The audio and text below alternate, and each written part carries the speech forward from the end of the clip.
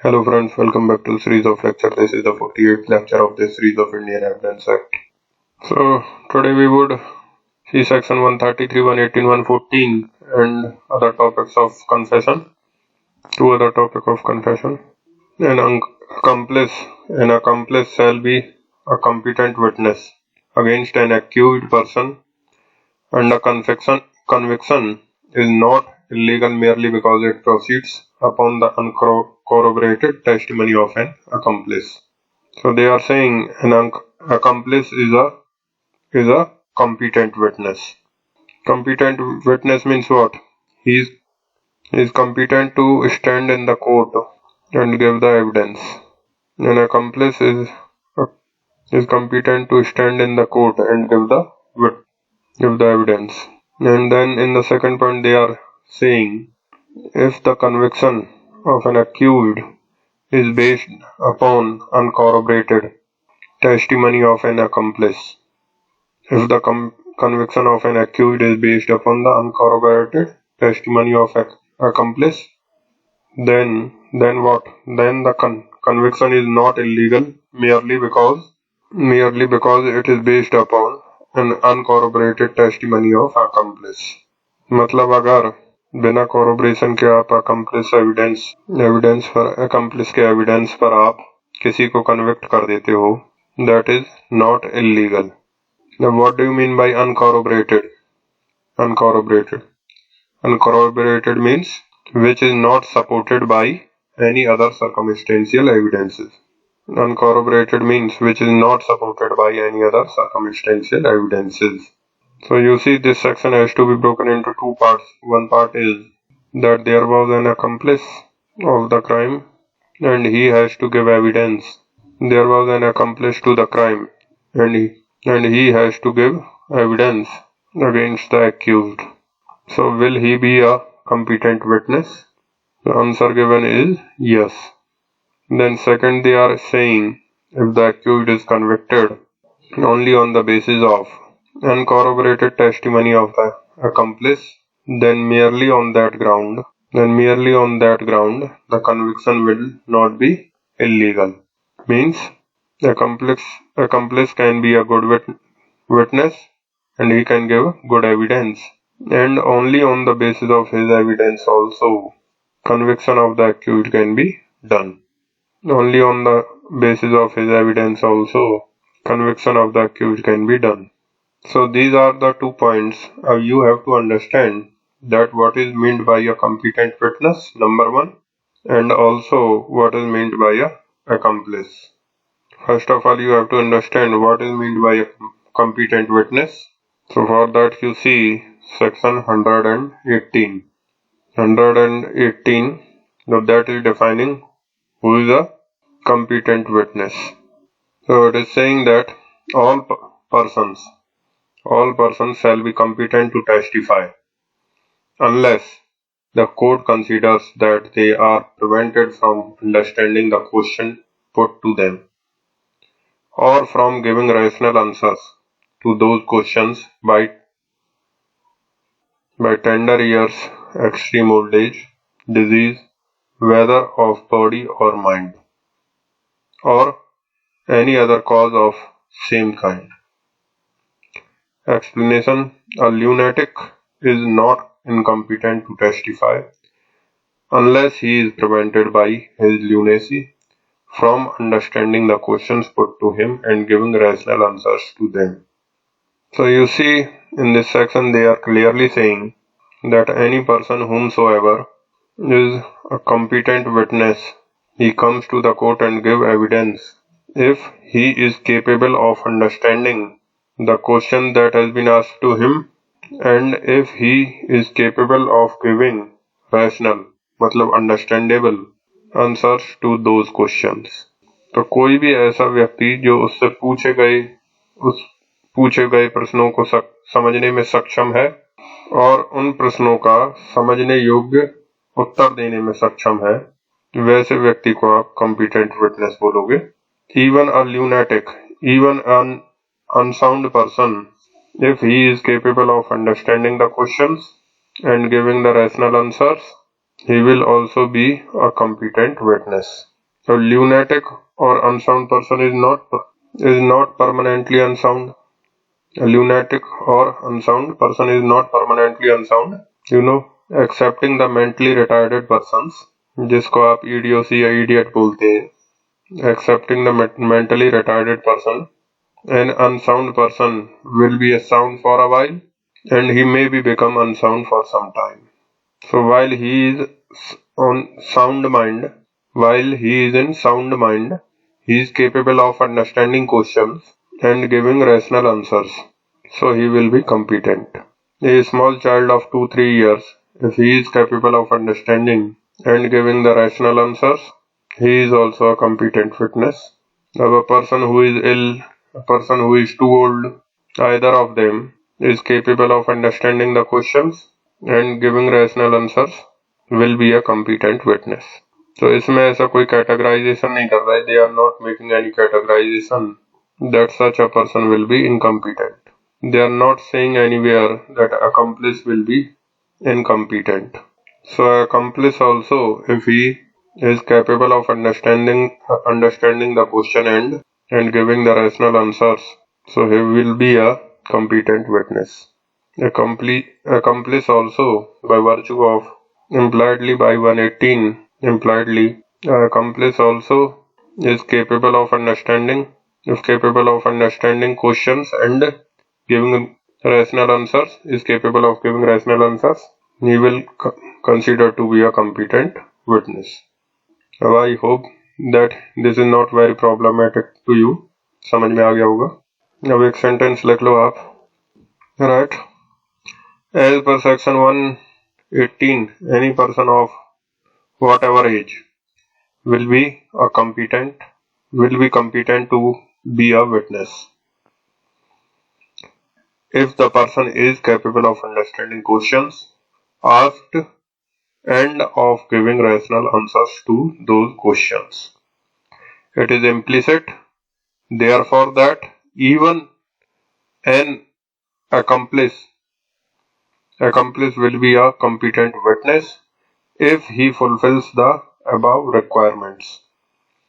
Competency of a witness to give evidence is one thing and reliability of that witness is another. मतलब मैं competent हूँ कि नहीं वो एक बात है. अगर मैं rational questions समझ सकता हूँ, rational answers दे सकता हूँ, तो मैं competent हूँ. लेकिन मेरा evidence कितना reliable होगा वो दूसरी बात है. I am competent and allowed to give evidence if the fact on which I give the evidence is a relevant fact or fact in issue. If I am a competent witness, I will be allowed to give evidence on any fact in issue or relevant fact. But how much the court trusts me, that is a different question, and that is a matter of judicial prudence of the court. So right, if a witness is competent and he gives evidence on some fact in issue or relevant fact, then he will be allowed to give evidence, but whether his testimony is reliable or not is a matter of judicial prudence, wisdom of the court. Section 133 clearly declares an accomplice to be a competent witness and also declares that simply because the accused has been convicted upon the uncorroborated testimony of the accomplice, the conviction will not be illegal. You see, you understand this once again. Any person, me, you, any child, any person who is capable of understanding rational questions and who is capable of giving rational answers, he is a competent witness. You are an unsound person. If you are an unsound person and you are capable of doing so, when he is sound mind, then also he is a competent witness. Therefore, an accomplice for the time being, who is an accomplice? Accomplice who is participated in the crime along with the accused. Accomplice is a person who is participated in the crime along with the accused. So that accomplice also is a competent witness. Means he is capable of understanding the questions, etc. and to give the rational answers. Means the point is, if a person is a competent witness. A person is a competent witness and a person is reliable. These two are two different things. He may be a competent witness, but he may not be reliable. The reliability will depend upon as to whether the court considered to him to be reliable. So what happens in the cross-examination, etc., all that will be seen. The court can ask the questions of 165 to examine whether the witness is reliable or not. So accomplice can be a competent witness. Accomplice can be a competent witness. That is declared in section 133 and that is implicit in section 118 also. But whether that is reliable or not, that court has to examine in that particular case whether his testimony is trustworthy or not. What section 133 is declaring is that an accomplice is a competent witness. So that point we can infer from section 118 also, that accomplice or any person that accomplice or any person will be a competent witness if he is unable to understand rational questions and give rational answers. But whether he is reliable or not, for that section 118 is not laying down any hard and fast principle. What section 118 is saying is that merely because the accused was convicted upon an uncorroborated testimony of the accomplice, the conviction will not be legal. So it is just a declaratory provision that the conviction will not be illegal. But suppose in that case the accomplice is found to be unreliable, then can you convict the accused only on the basis of uncorroborated testimony? So section 118 is not saying anywhere that the accused shall be convicted upon an uncorroborated testimony. They are saying that he may be convicted, and merely because he was so convicted, then the conviction will not be illegal. So section 118 is merely a declaratory provision. You can say an enabling provision, which declares that accused may be convicted in such a manner, but that does not put a kind of restriction upon the court's judicial prudence. The court may still apply his judicial mind to see whether the accomplice is trustworthy or not. And the court may decide that I will not convict the accused upon the uncorroborated testimony of the accomplice. So write down upon this.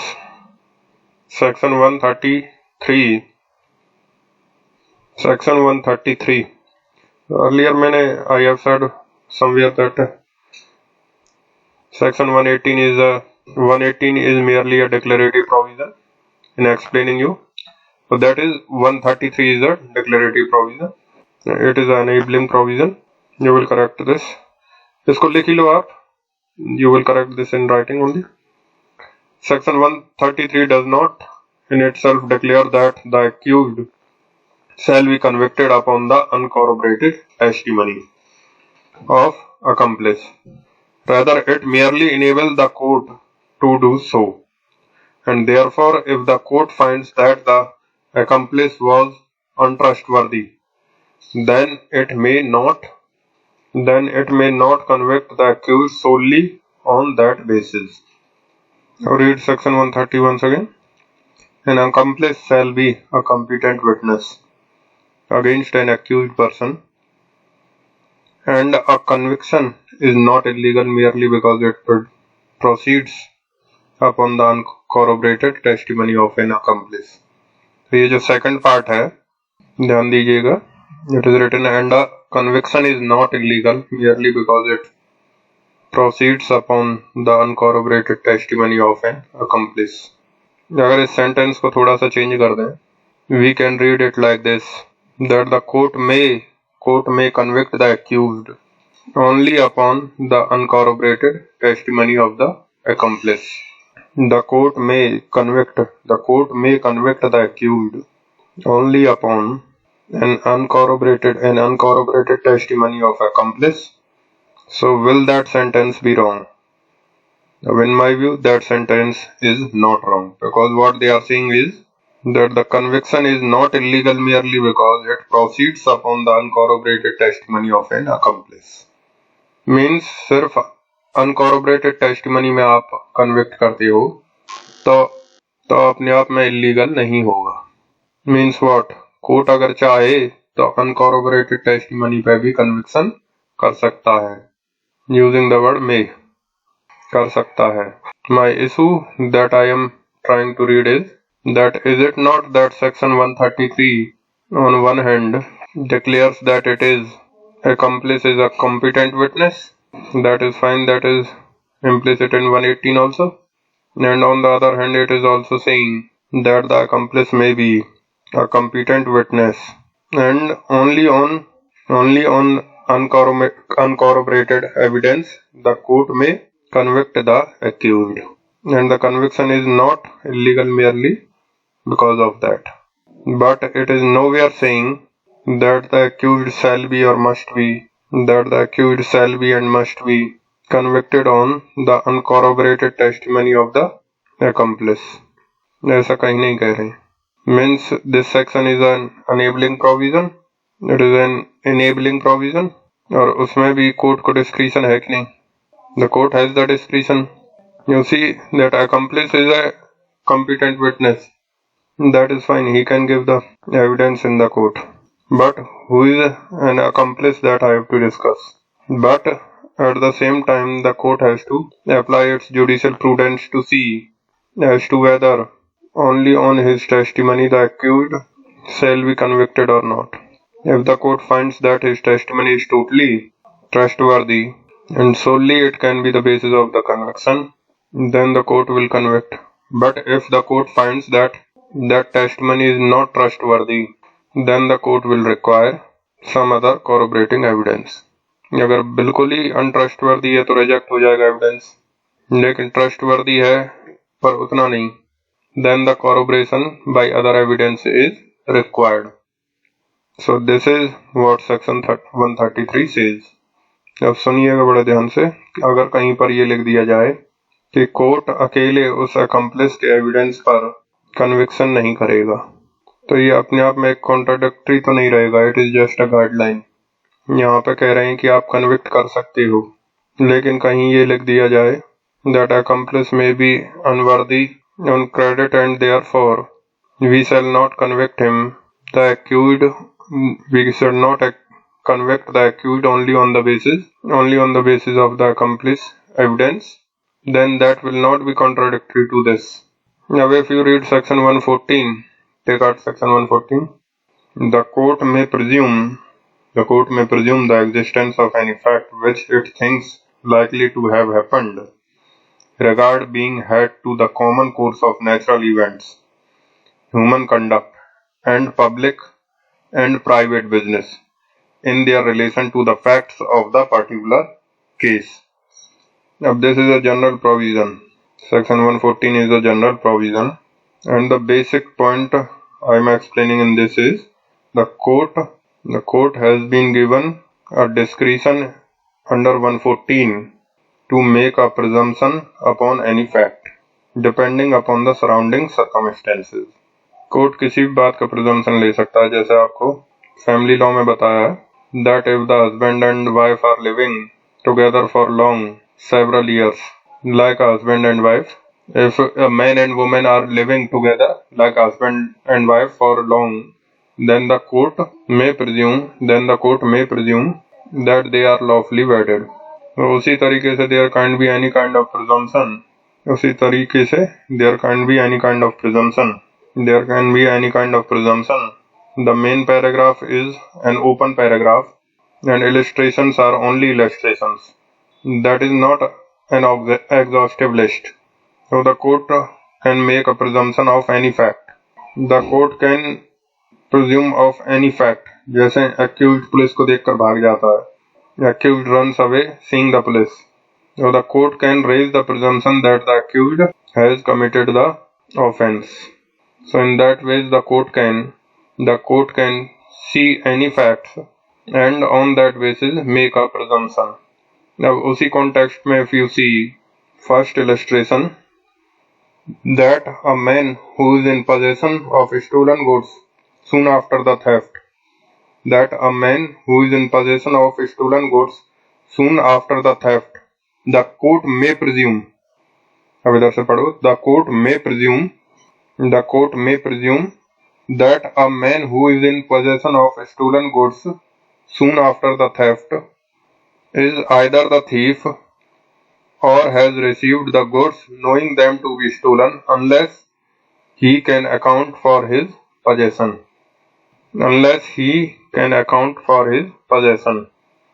That a man who is in possession of stolen goods soon after the theft is either the thief or has received the goods knowing them to be stolen unless he can account for his possession.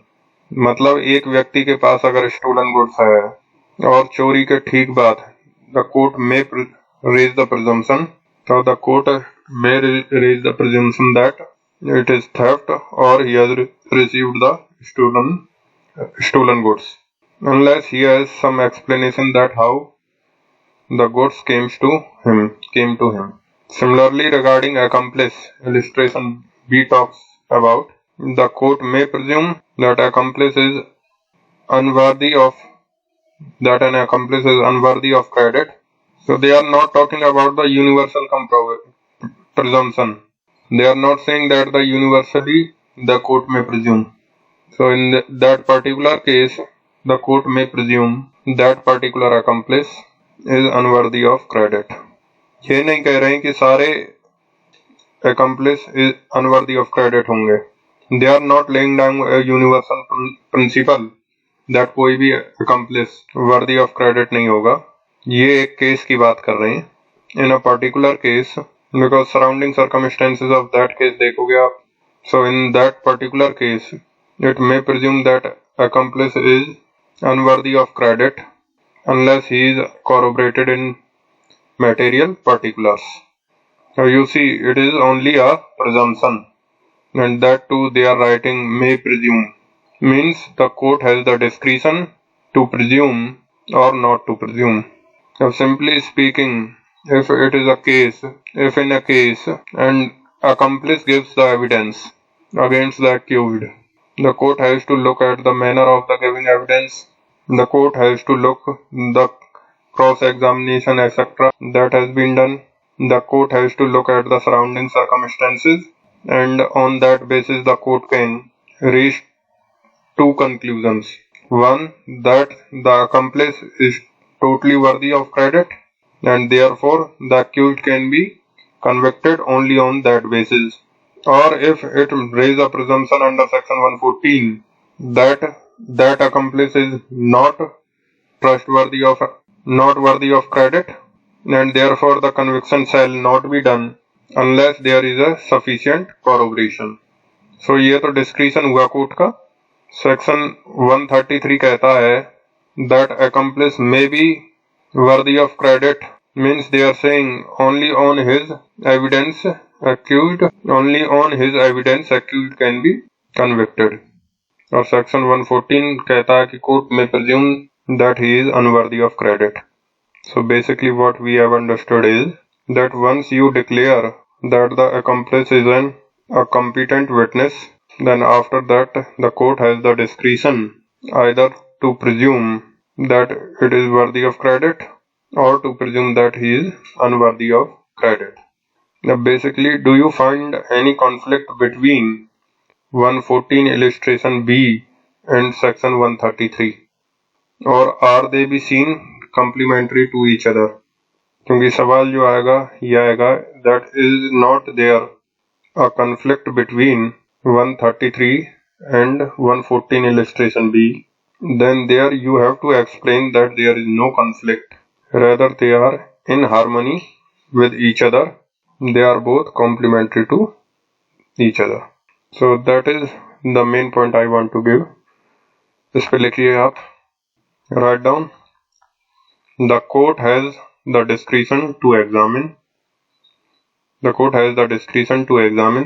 the degree of trustworthiness of the accomplice, and therefore once the accomplice gives the evidence, the court will look at the nature of the evidence as well as the surrounding circumstances, and thereupon it will decide upon the reliability of the accomplice. The accomplice may be found to be totally trustworthy, and as in section 133 latter part, the accomplice evidence alone may be sufficient for conviction, or as in section 114 illustration B, the court may presume that, that particular accomplice is unworthy of credit and hence corroboration is required. मतलब उस accomplice को trustworthy मानना है कि नहीं मानना, ये ना तो 114 के अनुसार चलेगा ना ही 133 के अनुसार चलेगा, वो कोर्ट के जुडिशियल विजडम से चलेगा। कोर्ट चाहे तो ट्रस्टवर्दी मानकर अकेले उसके बेसिस पर कन्विक्शन कर दे सेक्शन 133 लेटर पार्ट में, और अगर चाहे तो कोर्ट प्रिजम्पशन कर ले that he is unworthy of credit under का 114 का इलस्ट्रेशन बी। Either ways. अब इसमें आगे नेक्स्ट पैराग्राफ लिखिए। Thus there is no conflict between section 133 and 114 illustration B.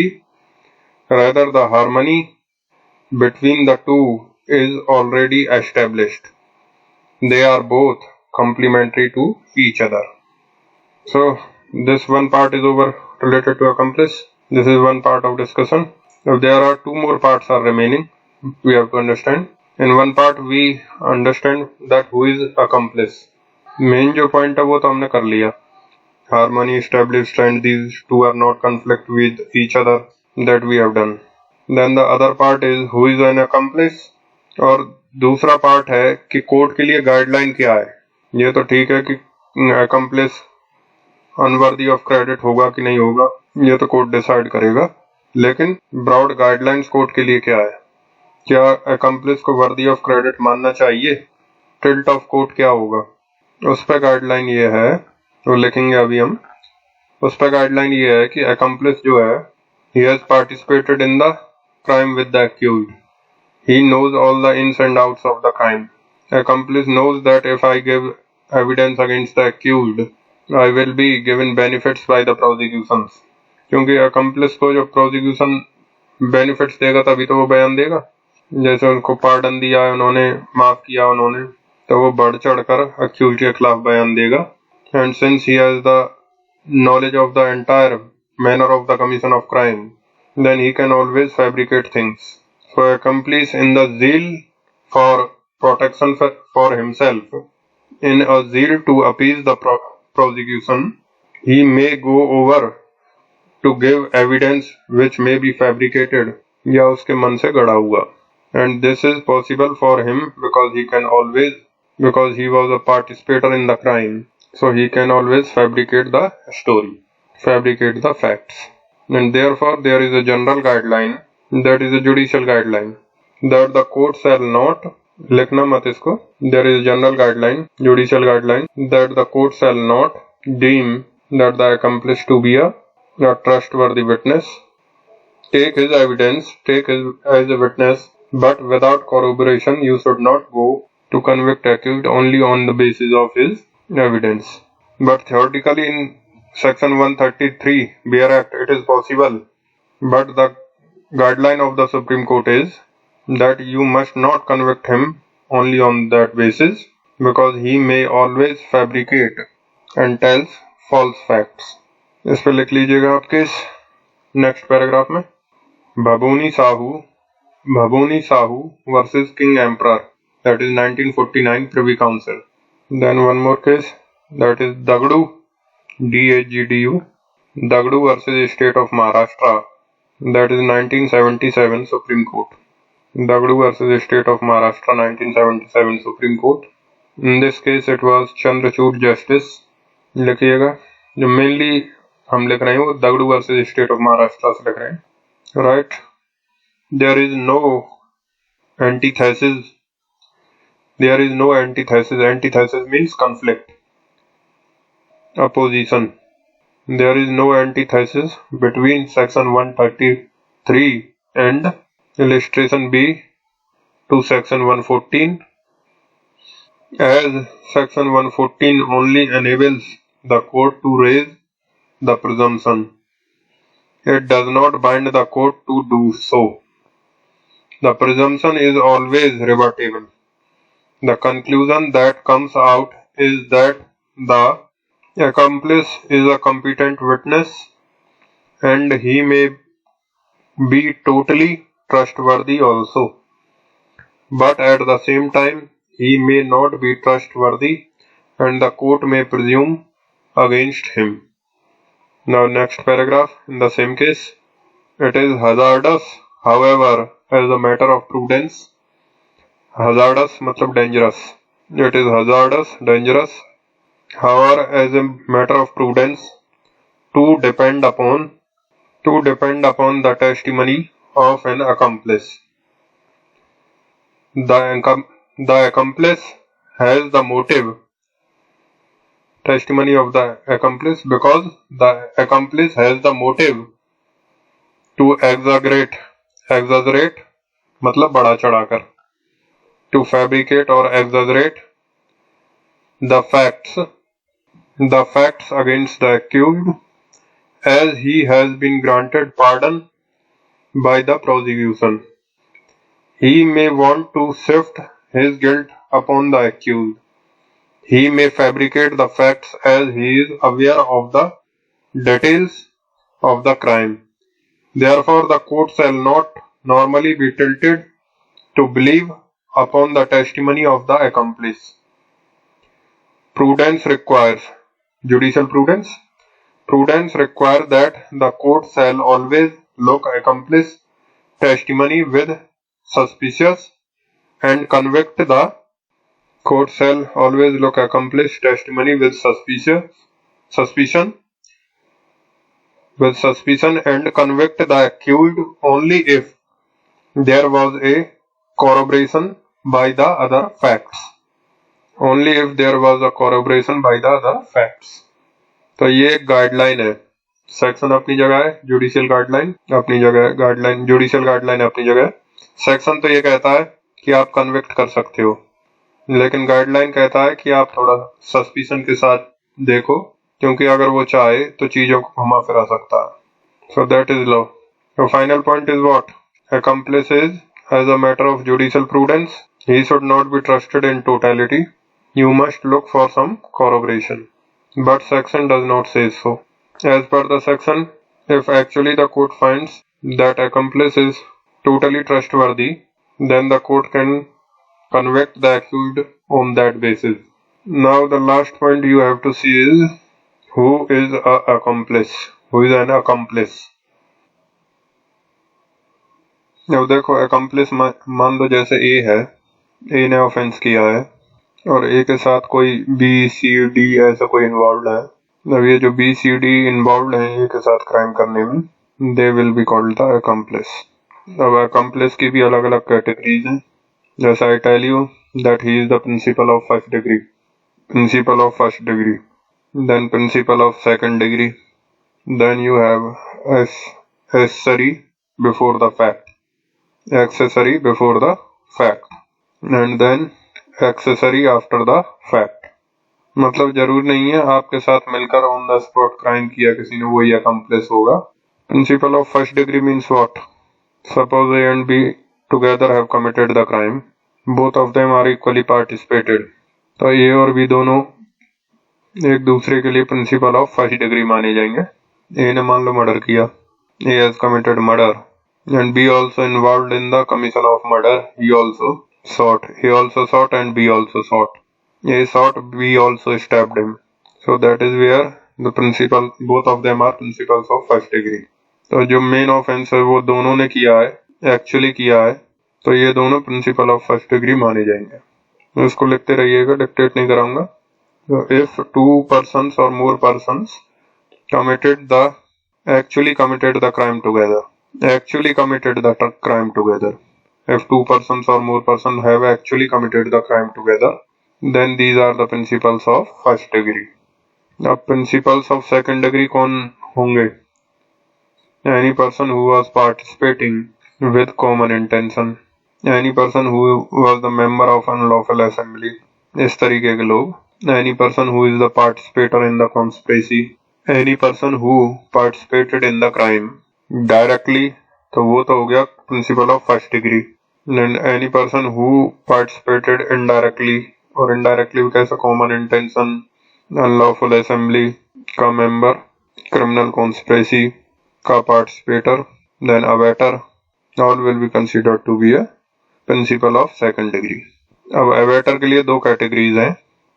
अगर abettor participate कर रहा है crime में तब तो first degree है, लेकिन abettor on the spot abatement कर रहा है लेकिन he is not doing the crime himself, then second degree. Abettor participating in the crime, first degree. If abettor on the spot present and abetting the accused on the spot but not directly doing the crime, not participating together, then second degree. And if the abettor had abetted you earlier and then in the consequence of that you have committed the offense, that will be called accessory before the fact. Means suppose A and B directly participating. Suppose crime committed here somewhere. If the crime is committed here, any person who is directly participating, suppose A and B are directly participating, then they are principles of first degree. Then C and D are present, they are doing active participation. Some active participation is C and D are doing 24, 149 etc. will apply, but they are not directly doing the act themselves. Then they are what? They are principles of second degree. A, B are the principles of first degree. Now anyone who had before the commission of the crime participated means what? Somewhere helped. Participated, helped, or you can say aided, or otherwise abetted crime के होने के पहले, then he will be called accessory before the fact. अब crime के होने के बाद अगर कोई participate करता है, जैसे any person participating in harboring the offender, any person participating in destruction of evidence, destruction of evidence में participate कर रहा है कोई, होता है ना कई बार बाद में evidence वगैरह destroy करने में help करते हैं. Any person participating in receiving the goods, receiving the stolen property. Now these persons will be called accessories after the fact. Accessories after the fact. अब ये जो पर्सन है एक्सेसरीज आफ्टर द फैक्ट, जरूर नहीं है इसको पूरी कहानी पता हो, वो तो जब क्राइम हो गया उसके बाद इन्वॉल्व हुआ है, तो इसको पूरी कहानी नहीं पता है, क्राइम हो गया जब इन्वॉल्व हुआ है. He is not aware of the entire story.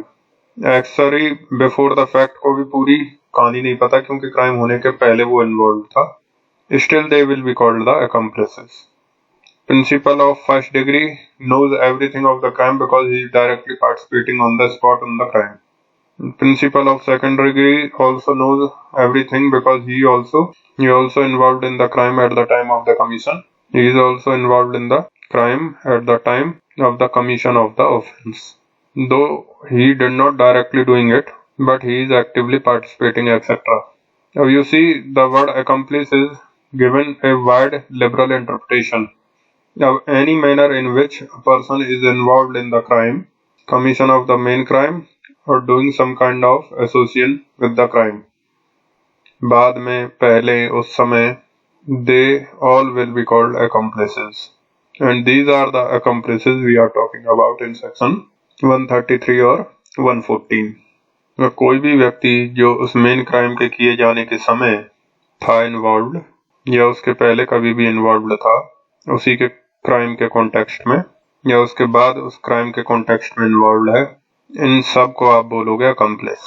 और अकम्प्लिस अगर है तो उसका एविडेंस, क्योंकि उसको फैक्ट्स पता है, पूरे पता ना हो भले ही थोड़े बहुत पता हो, लेकिन वो विटनेस बन सकता है। और अकम्प्लिस अगर है वो एविडेंस देगा तो 133 सेज कि सिर्फ उसके एविडेंस पे आप कन्विक्शन कर सकते हो। And what we understand is accomplice को ब्लाइंड फेथ नहीं करना चाहिए, you must go for corroboration. अब एक बहुत इंपॉर्टेंट पॉइंट है अकम्प्लिस के लिए। सपोज ए ने मर्डर किया, B participated in section 34 IPC, whether B will be accomplice or not. B did not shoot, but B was actively participating and he was having common intention. B did not shoot, but B was having common intention and he is actively participating at the time of the commission of crime. He was actively participating at the time of the commission of crime. And now you see the trial starts against A and B both. ये दोनों accused होंगे ना, both of them are accused. That the trial starts against both of them. Now the court does not have very strong evidences against A. It has, but chain of circumstantial evidences complete नहीं हो पा रहा। अब court क्या करेगा trial के दौरान, बीच में ट्रायल तो बाद में आएगा, ट्रायल से पहले ही जो चार्जेस फ्रेम होंगे उससे पहले ही कोर्ट बी को पार्डन दे देगा। अब जैसे ही बी को पार्डन मिल गया under the section 306 of the CRPC, the moment B got the pardon, now he is no more an accused. Now he will appear as what? As an approver. He has appear as an approver, government approver, सरकारी गवाह, and he will give evidence against B. This is what is meant by accomplice evidence. Suppose A और B ने मिलकर crime किया, दोनों का prosecution शुरू हुआ। ए ने क्राइम किया और बी डायरेक्टली इन्वॉल्व नहीं था तो सही। अब court always have a choice कि किसको अप्रूवर बनाओगे। अगर ए को कन्विक्ट करना है, police will talk to B and ask B whether he want to become an approver, and if B do then B will be granted pardon. अब ये ध्यान रखना, under the oath act section 4 clause 2, in the oath act section 4 clause 2, it clearly says that accused cannot be a prosecution witness. Accused cannot be a prosecution witness. Accused को आप oath नहीं दे सकते। And accused cannot be administered oath. तो जब आप accused को oath नहीं दे सकते तो फिर वो witness कैसे बनेगा? अगर minor है तो बात अलग है, but otherwise if he is a grown up person and if you cannot administer oath to him, he cannot become a witness. And therefore, in order to remove this defect, what you have to do is you will convert him from a co-accused to an ordinary person. क्योंकि जब तक वो trial में co-accused है, oath act will apply upon him and he cannot become a prosecution witness. B cannot become a prosecution witness against A because B himself is a co-accused. And therefore, first of all, the tag of co-accused has to be removed from him. And for that, you can do so many things. You can grant him pardon, or you can discharge him at the stage of charge framing. उसको discharge कर दो, खत्म करो। और या फिर you go for withdrawing prosecution against him under section 321 of the CRPC. So there are so many methods by which you can remove him as a accused. सबसे अच्छा तरीका है पार्डन। अदरवाइज चार्ज फ्रेमिंग के समय discharge कर दो, और discharge करना इतना आसान नहीं है। अगर चार्ज के लिए मटेरियल है तो आप डिस्चार्ज कैसे कर दोगे, लेकिन मान लो अगर डिस्चार्ज होने लायक है तो डिस्चार्ज कर दो, या फिर 321 CRPC में उसके खिलाफ आप प्रोसिक्यूशन विड्रॉ कर लो। तो इस तरीके के बहुत सारे मेथड्स हैं, और भी मेथड्स हैं, उसको अभी डिक्टेट करा दूंगा। हालांकि इन सब में सबसे बढ़िया मेथड वही है 306 CRPC giving pardon. So by that you remove him for being a co-accused. Now he becomes an ordinary person, and now he can become a accomplice. Now he can become a witness and capable of being to take oath. A co-conspirator भी एक accomplice माना जाएगा, because any person who participated anywhere in any manner will be called an accomplice. अब मान लो मेरे और आपके बीच conspiracy हुआ। अब conspiracy तो हो गया, दोनों अरेस्ट हो गए, कॉन्स्पिरेसी इज ओवर। अब उसके बाद इनिशियली ए और बी का हुआ कॉन्स्पिरेसी और दोनों अरेस्ट हो गए, कॉन्स्पिरेसी ओवर हो गया। अब मान लो इस सिचुएशन में A even though is a murderer but B is the main accused, जिसके कहने पर सारे काम होते हैं, और ए कोई ऐसा व्यक्ति है जो काम मर्डर करने के लिए या फिर पर्टिकुलर एक्ट करने के लिए बाहर से बुलाया जाता है। इस तरीके के व्यक्ति हैं और अलग अलग क्राइम्स में अलग अलग लोगों को इन्वॉल्व करता है कौन, बी, और वो चले जाते हैं पर्टिकुलर एक्ट करने के बाद। तो उसी किसी ऑफेंस में, एक ऑफेंस में ए और बी पकड़े गए। ए उसी तरीके का व्यक्ति था जो पर्टिकुलर एक्ट के लिए बुलाया गया, पर बी कई ऑफेंसेस के लिए संदिग्ध था। So B is the main person who is the initiator of the entire conspiracy. So the court wants that B should get convicted. But the court does not have the very strong evidences. Some evidence court have, but that requires corroboration. अब before trial, the court grants him pardon under 306 CRPC. अब ये witness बन सकता है, ओनूथ दे सकता है evidence. Sorry, in this situation B main conspirator था, तो कोर्ट ए को बना लेती है, ए को पार्डन दे देती है, और अब ए विटनेस बन सकता है, ऑन ओथ दे सकता है evidence. Now after that A can stand in the court and give evidence as a witness.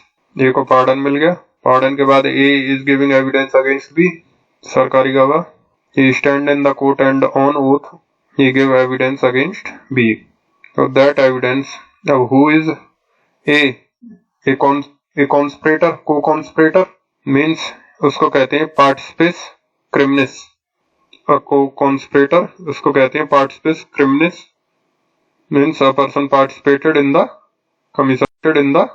commission of crime. He was also a participator in the crime. The participes criminis means he is also the participant in the crime. उसी को कहा जाएगा accomplice, and he will be called accomplice, and he will stand into the court and give evidence against B. So that evidence and plus whatever other facts are there, other circumstantial evidences, on that basis the court can convict B.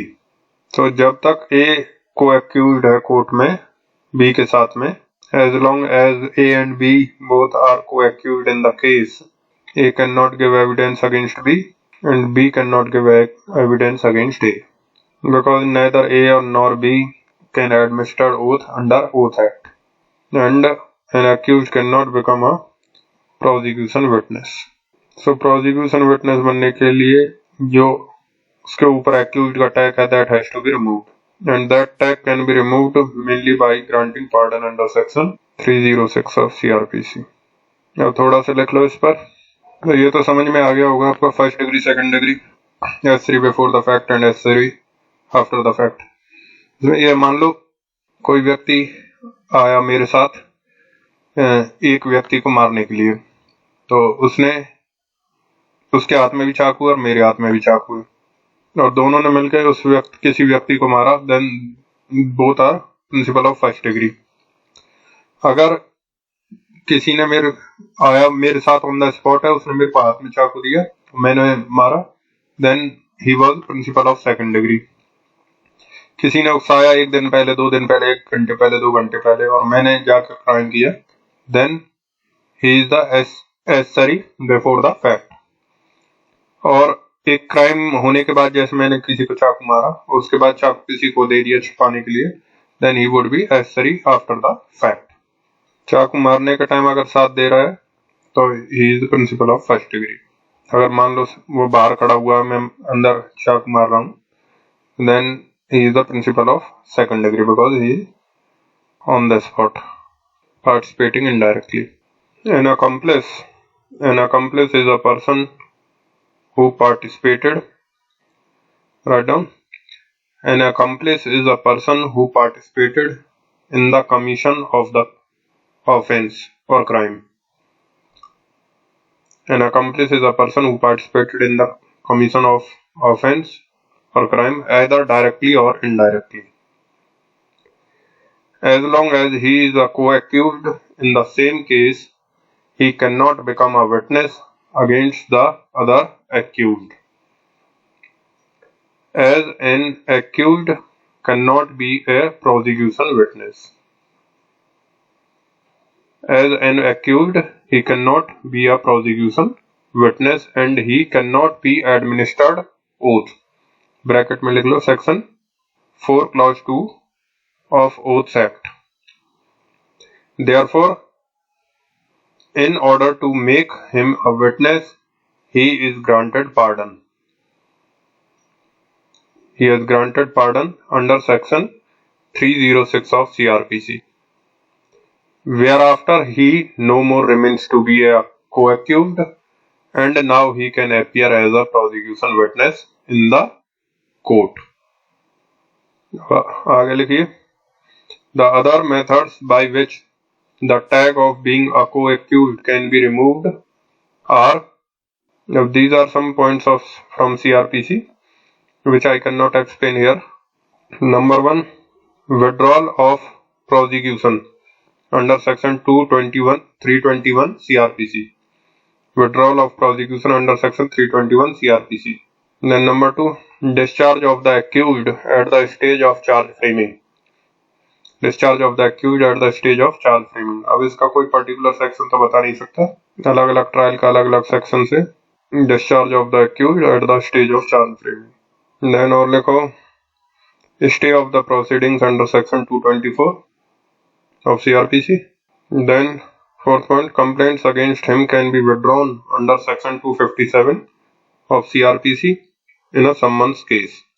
और ये मैंने CRPC नहीं लिखा यहाँ पर, तो you must write down them because exam में it must be mentioned that from which act this section belongs. So complaints against him can be withdrawn under section 257 of CRPC in summons case, etc. ये कुछ methods हैं, लेकिन best methods क्या है? Method क्या है? Pardon. क्योंकि pardon में एक पॉइंट है, if you give him pardon, you grant him pardon, then he is bound to give evidence in favour of the prosecution. क्योंकि उसके बाद अगर वो झूठ बोलेगा तो 2 साल की सजा मिलेगी उसको. If you read section 306, 307 etcetera of the CRPC, so once you are obtained pardon, then you are bound to, pardon के बाद उसको छोड़ा नहीं जाएगा. पार्डन के बाद you will continue in the jail custody until the trial is completed, until your evidence is taken and the trial is completed. Unless you have granted bail, you are in custody after pardon also. And the compulsion is that you have to give evidence in the favor of the prosecution. And if you do not, then thereafter you makes a false evidence in the court and you may be punishable for 2 years. 2 years extra. वापस आपके ऊपर charge लगा कर trial होगा आपका उस offence के लिए, वो तो अलग है. अगर आपने एविडेंस देने से मना कर दिया तो पार्डन वापस ले लिया जाएगा, आपके ऊपर फिर ट्रायल होगा और फिर कन्विक्शन आपका भी होगा. लेकिन जो आपने प्रॉब्लम की है उसकी वजह से आपको 2 साल तक और एक्स्ट्रा पनिशमेंट मिलेगा, because you have violated the condition of the pardon and therefore the pardon is considered to be the best method. अब ये फर्स्ट डिग्री सेकंड डिग्री पे तो कोई ऐसा सवाल आना नहीं है, वैसे समझाने के लिए बता दिया मैंने. अब मान लो कोई पीछे से पकड़ लेता है, एक व्यक्ति को ए ने सी को पीछे से पकड़ लिया और बी ने उसमें चाकू मार दिया, then it is of principal of first degree. जो समझने वाला पॉइंट है इससे पहले वाला है, that you have understood. Basically आपको ये समझना है that somehow somewhere you are involved in the crime, the transaction of the crime at some stage, main stage, before or after, you will be considered to be an accomplice. अब what is the difference between an accomplice, approver and co-accused? इन तीनों का difference बताइए. Who is an accomplice? Accomplice is a general term, it is not a very legal term. Accomplice वो है जिसने participate किया, who is participated in the crime. तो जिसने भी पार्टिसिपेट किया, जहाँ भी पार्टिसिपेट किया, he will be called as an accomplice. अब अप्रूवर कौन होगा? सुनना ध्यान से. An approver is an accomplice who was a co-accused earlier, but he has been granted pardon and now he will give the evidence on behalf of the prosecution against the other accused. Approver भी accomplice है. Accomplice कौन है? जिसने participate किया. He was a co-accused. Approver was a co-accused, granted pardon, and in support of the prosecution, now he will give evidence against, or he has given evidence against the other accused. He will be an approver. अगर मैंने आपसे मिलकर crime किया था and I am agree with the court and I am granted pardon to become a prosecution witness to give evidence against you in the court, so I will be called an approver. मैं सरकारी गवाह बन गया आपके खिलाफ साक्ष्य देने के लिए, तो मैं अप्रूवर कहलाऊंगा. अब पार्डन का प्रोसेस पब्लिक प्रोसिक्यूटर इनिशिएट करता है. पब्लिक प्रोसिक्यूटर कोर्ट को रिक्वेस्ट करेगा that so and so person should be granted pardon so that he can be converted into an approver. तो पहले पब्लिक प्रोसिक्यूटर या पुलिस अफसर आपके पास आएगा, पहले पब्लिक प्रोसिक्यूटर या पुलिस ऑफिसर आपके पास आएगा और पूछेगा क्या तुम सरकारी गवाह बनना चाहते हो. ये बड़े बड़े केसेस में होता है और आपने कह दिया वहां पर हाँ, तो फिर आपकी एप्लीकेशन फाइल होगी कोर्ट के पास. Then court will grant pardon. So approver is a person who has converted into an approver, otherwise he was a co-accused. After pardon, he gets into a approver and he will give evidence against the other co-accused. अब co-accused कौन होता है? A person who is in a joint trial under section 223 of CRPC with some other person called a co-accused. Co-accused से approver आप कब बनोगे? जब आपका वो टैग हट जाएगा co-accused का. अब it may be after pardon. Other methods are also there. यहाँ पे approver बनने के other methods are also there. Means इस पूरे दौरान approver भी accomplice है और co-accused भी accomplice है, because he has participated in the crime. So accomplice is a broad general term, and approver is also an accomplice, and co-accused is also an accomplice. But co-accused cannot become an approver unless the pardon has been granted. Co-accused cannot become a witness against the another accused unless the pardon has been granted, or by other methods which we have already mentioned, discussed. Here also in this point also you add pardon or by other methods which we have mentioned, studied here. So by any method, if a person is no more now co-accused, then and he wants to be, and he is now no more a co-accused and now he is a witness on the behalf of the prosecution, then he is the approver. Now देखो partisan witness, interested witness, related witness are those witness which may be biased, probably may be biased. Now suppose a person committed an offense, then his wife always try to protect him, therefore she may give false evidence in his favor, or the family members of that person may give false evidence, brother, sister, mother, father, friend.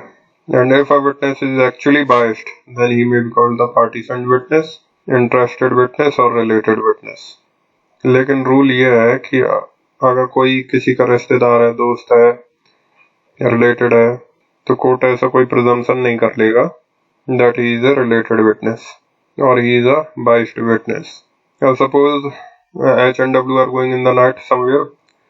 A robber R came and upon the knife point he wants try to rob and do the other acts. He want to do the other acts. Now suppose H ने R को मार दिया. Now there is trial against H for murder.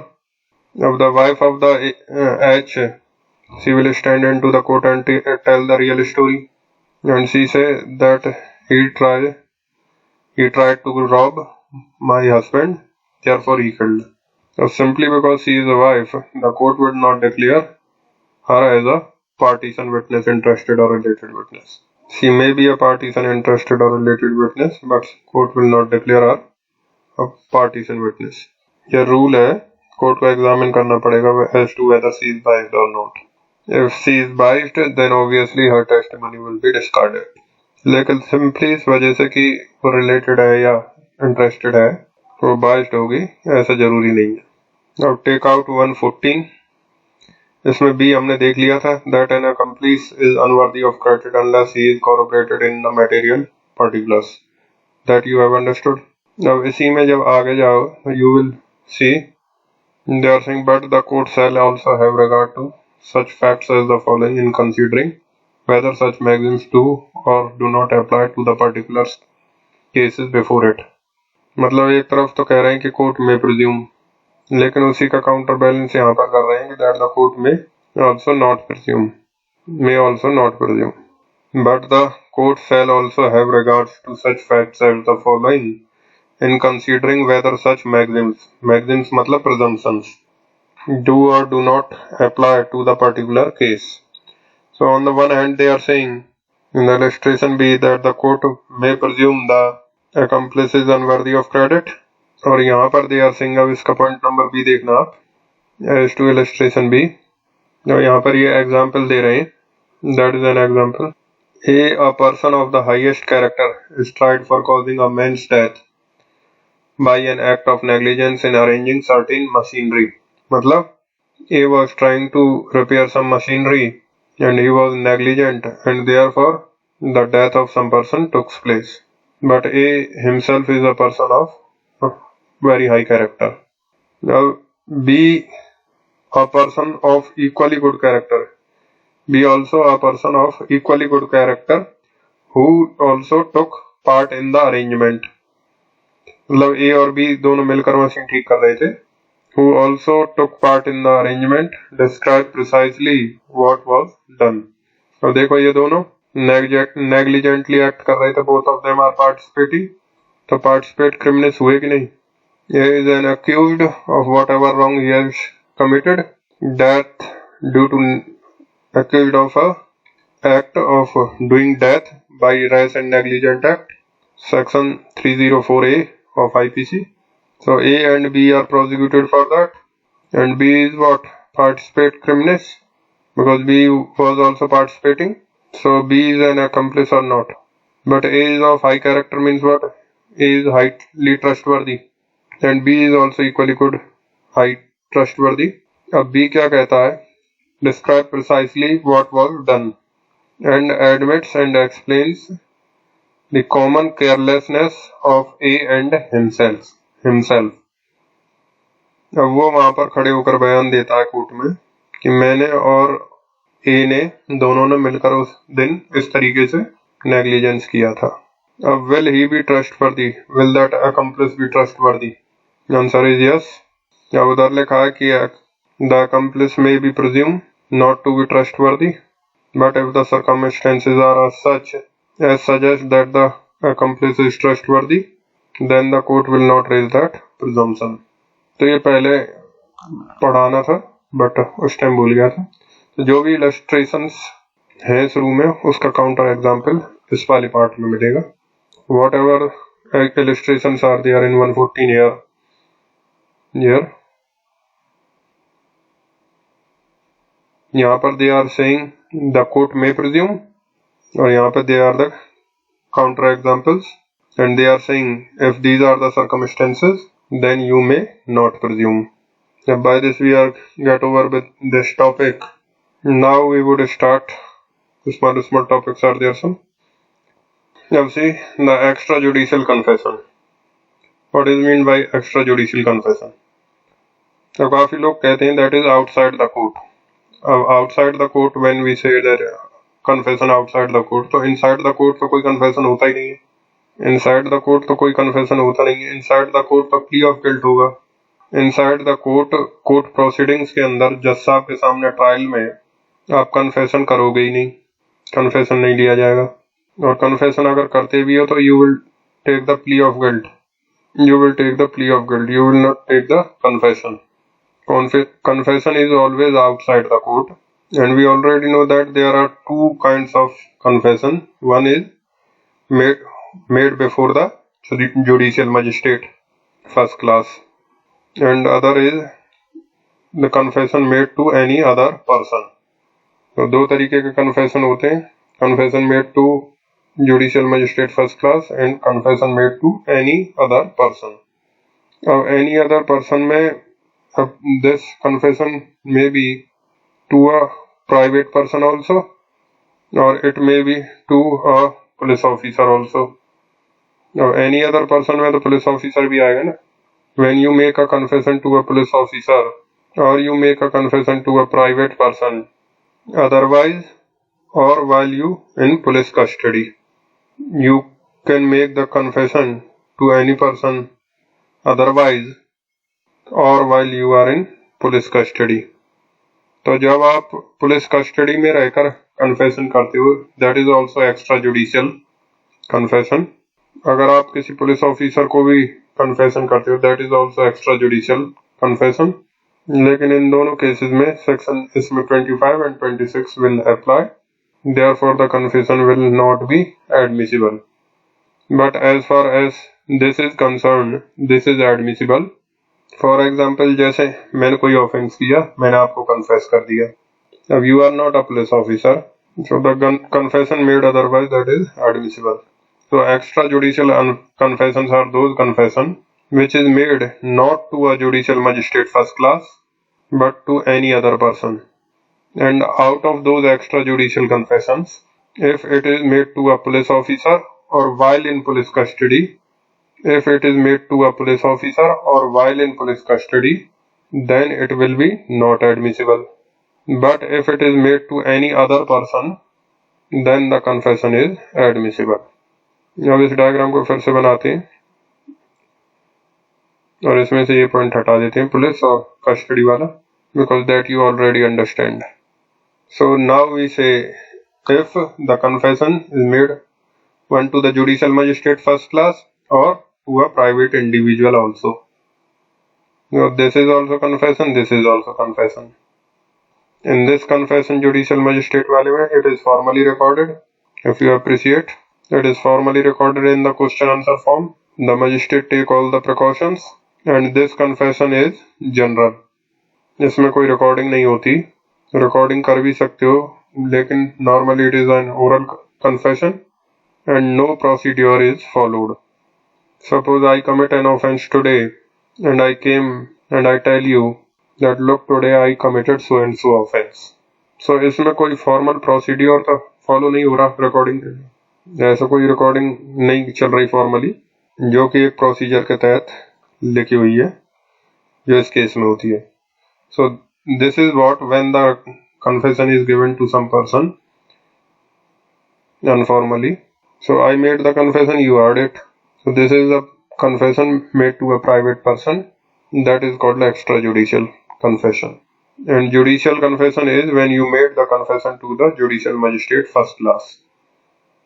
Now the main issue is कि एविडेंसरी value क्या होगा, इसका और इसके एविडेंसरी वैल्यू में कोई फर्क होगा. जब इस सिचुएशन में एविडेंसरी वैल्यू, तो वो पुलिस ऑफिसर वाला तो हमने देख लिया कि नॉट एडमिसिबल है. जब एडमिसिबल ही नहीं होगा तो एविडेंसरी वैल्यू क्या होगी उसकी. लेकिन अब हम बात कर रहे हैं जुडिशियल मजिस्ट्रेट फर्स्ट क्लास को दिए गए बयान और प्राइवेट इंडिविजुअल को दिए गए कन्फेशन के लिए. तो क्या इसकी एविडेंसरी वैल्यू में फर्क होगा? इसकी एविडेंसरी वैल्यू में इन दोनों की में कोई फर्क नहीं होगा. थोड़ा सा कोई 1 डिग्री का फर्क हो सकता है. अब ध्यान देना, इसको समझना कि कन्फेशन किया था कि नहीं. पहले तो ये सवाल होगा कि did I make the confession और नॉट. Did I make the confession, that is the first thing. If it is proved that yes I made the confession, then the question comes as to that confession is reliable और नॉट. In the case of judicial magistrate first class, since you have recorded it formally, you have put your signature, everything, all the procedure is followed what is required. So here in this case, proving the fact that the confession was made is easier because the document is there, formally recorded document is there in this situation. But in the case of private individual, if you go into the court and tell the court that he had made a confession to me, and since you do not have a formal record of that, so there I can always cross-examine you. So there the proving the fact that I made the confession will be comparatively difficult. So here the proving the fact that I made the confession, that will be comparatively difficult. But ultimately if you prove that yes, I had made the confession, then the confession Once proved that you have been made, then after that the evidentiary value of the judicial and extrajudicial is not much different. उसके बाद दोनों का value लगभग एक जैसा होगा. In this the difference lies only in this whether the confession was made or not. Judicial magistrate को prove करना आसान होगा because the magistrate has recorded it in a question answer form, that is a formal recording, so the proof of recording is there. और जबकि extra judicial में मान लो आप कहीं मेरे को अकेले मिल गए और मैंने आपसे कहा कि आज तो मैंने मर्डर कर दिया है. Now I have worded this with you alone. Now you stand into the court and say that he has confessed. So lot many questions of there, that when he confessed, what was you doing there, what exactly he tell you, how do we trust you, etc, etc. But have it been a confession made to a judicial magistrate, then directly a document is produced. इसके लिए आप section 80 evidence act पढ़िएगा. इसमें clearly लिखा है that in the cases of a confession recorded, it shall be presumed that the confession is a genuine record of whatever the accused has said. मतलब आप judicial confession का जब आप record court में प्रोड्यूस करोगे, so it will be a presumption that whatever has been recorded is exactly what I had stated. Take out section 80. They are saying whenever any document is produced before any court, purporting to be a record or memorandum of the evidence or of any part of the evidence given by a witness in a judicial proceedings or before any officer authorized by law to take such evidence, or to be a statement or confession. Now that is the point. Statement or confession. Confession by any prisoner or accused person take in accordance with the law and purporting to be signed by any judge or magistrate or by any such officer as aforesaid the court shall presume. अब यहाँ पे तो बहुत सारी चीज लिखी हैं, but we are talking about the confession made by an accused before a magistrate. तो अगर if a document is presented into the court purporting to be the record of the confession made by the accused, then they are saying that court shall presume what? That the document is genuine. Now what is meant by document is genuine? They are not saying that confession is genuine. They are saying the document is genuine. Means the document has recorded exactly whatever the accused has stated. अब accused ने सच बोला कि झूठ बोला, उसका कहीं कोई presumption नहीं है इसमें. अब जैसे मैं आपके सामने कुछ कन्फेस करता हूँ तो मैं 10 सेंटेंस में कुछ कहता हूँ, मान लो. अब मैं सच बोल रहा हूँ या झूठ बोल रहा हूँ, उसका प्रिजम्पशन यहाँ नहीं है. प्रिजम्पशन यहाँ इस बात का है, प्रिजम्पशन सिर्फ इस बात का है कि जो मैं कह रहा हूँ उसको आपने एग्जैक्टली वैसे का वैसा रिकॉर्ड किया. So obviously that is a genuine record of whatever the accused has stated. So whatever I said, that has been genuinely recorded. It is not a presumption that whatever I have said is correct, that the document is genuine, that any statements as to the circumstances under which it was taken purporting to be made by the person signing it are true, and that such evidence, statement or confession was duly taken. So the presumption is that the magistrate will record the circumstances in which he record the confession. Magistrate will record the circumstances in which he recorded the confession. So the statement about the circumstances is correct. दूसरा, he has made a genuine record of whatever the accused has stated. He has made a genuine record of whatever the accused has stated. And तीसरा, and the last one is that he has duly taken the recording. That is one and the same thing, that he has duly properly recorded the statement. He has duly properly recorded the confession and then signed, etc. all these three. Now this is related to what? Whether the document is actually recorded or not. और document में लिख दिया तो वो document produce होगा court में. If I make a confession personally to you, then what you are saying into the court regarding the confession, what I have made it to you, there is no guarantee that what you are saying in the court is true statement as whatever I had stated to you, because you may fabricate, or maybe you may be exaggerate, you may not be able to told the exact thing that I have told. तो वहां पर genuineness of whatever I have told उसका presumption नहीं हो सकता. लेकिन अगर document है मजिस्ट्रेट वाला, दैट कैन बी प्रिज्यूम्ड. लेकिन अगर मान लो एक बार जो एविडेंस आप कोर्ट में खड़े होकर बयान देते हो वो आप प्रूव कर देते हो कि मैंने ऐसा ऐसा आपसे कहा था, वो अगर प्रूव हो जाए, अब उसके बाद नेक्स्ट जो सवाल है, next question arises is upon it as to whether whatever I had confessed that is true or not. तो उसके लिए ना तो मजिस्टेरियल कन्फेशन में कोई प्रिजम्पशन है जो मजिस्ट्रेट को बयान करते हैं रिटन, ना तो उसमें कोई प्रिजम्पशन है, ना कोई एक्स्ट्रा जुडिशियल कन्फेशन है उसके लिए कोई प्रिजम्पशन है. Means when once it is proved that yes I have made the confession, you see again initially the question will be that whether I have made the confession or not. Then in the judicial magistrate wala case, through the document it is proved that I had made the confession and whatever written in it is exactly what I had stated. In the case of extrajudicial confession, the witness will come and state into the court and there is no such presumption, so court has to apply its judicial mind as to whether I had actually made the confession. But once if that witness is able to prove that I had made so and so confession, तो वो भी cross examination वगैरह के बाद वो prove होगा. अब एक बार दोनों में ये प्रूव हो गया कि yes I have made the following confession. Now after that what?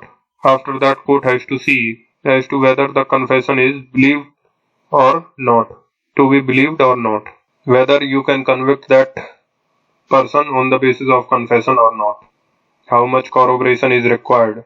So there is no difference between judicial and extrajudicial. थोड़ा सा 1 डिग्री के लगभग टिल्टेड ज्यादा होगा कोर्ट इन जुडिशियल, नो डाउट्स, लेकिन ऐसा कोई हार्ड एंड फास्ट रूल नहीं है, दोनों सेम फुटिंग पर स्टैंड करेंगे. Now here it is written shall presume, so it is not a conclusive proof, so it is rebuttable. It is not a conclusive proof, it is rebuttable. लिख लो आप इस पर, write down. In the case of judicial confession, there is a presumption under section 80 wherein the genuineness of the recording of the confession